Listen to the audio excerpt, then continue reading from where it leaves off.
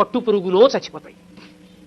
Mulberry ఆకులు పెట్టి పట్టుపురుగుని పెంచి బాగా కడుపు నిండా తిని అది పట్టు దారాన్ని చుట్టూ అల్లుకుని పట్టుగూట్లో మెత్తగా ఉంది కదా అని పడుకుంటుంది. ఇక అది పడుకుని నిద్రపోవడం మొదలెట్టిన తర్వాత ఇక అది బయటికి రాలేదు, ఇక పట్టుదారం మొదలదు. ఇప్పుడు ఆ పురుగును ఒక్కదాన్ని తీసి బయటపడాయాలంటే పట్టు కాయని కోసేయాలి. కోసేస్తే దారం ఇంతంత ముక్కలైపోతుంది. అందుకే పట్టు కాయలన్నీ ఏం చేస్తారంటే మరుగునీళ్లలో పడేస్తారు. మరుగునీటిలో పడిపోగానే ఆ పట్టు పురుగుకి తెలివి వస్తుంది. అది బయటికి వెళ్ళిపోవాలని దారాల మధ్యలోంచి పెడుతున్న మరుగునీటికి శరీరం ఉడికిపోతుంటే గిల గిల గిల గిల కొట్టుకుంటుంది. కొట్టుకుని బయటికి వెళ్లే మార్గం లేక తాను అల్లుకున్న గూట్లో తానే చచ్చిపోతుంది. చనిపోయిన తర్వాత పట్టుకాయని తీసుకొచ్చి కండికి పెట్టి తిప్పుతారు. తిప్పి దారాన్ని యువతలకి తీసేసి ఆ పట్టు కాయని దాంట్లో ఉన్నటువంటి పురుగుని వీధిలో పారేస్తారు.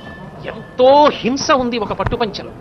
ఒక పట్టుపంచ కట్టుకుని ఒక పట్టు చీర కట్టుకుని ఆర్జిత సేవకి వెళ్ళడం కన్నా నూలుతో చేయబడినటువంటి పంచ కట్టుకుని వెళ్ళడం సర్వోత్కృష్టం.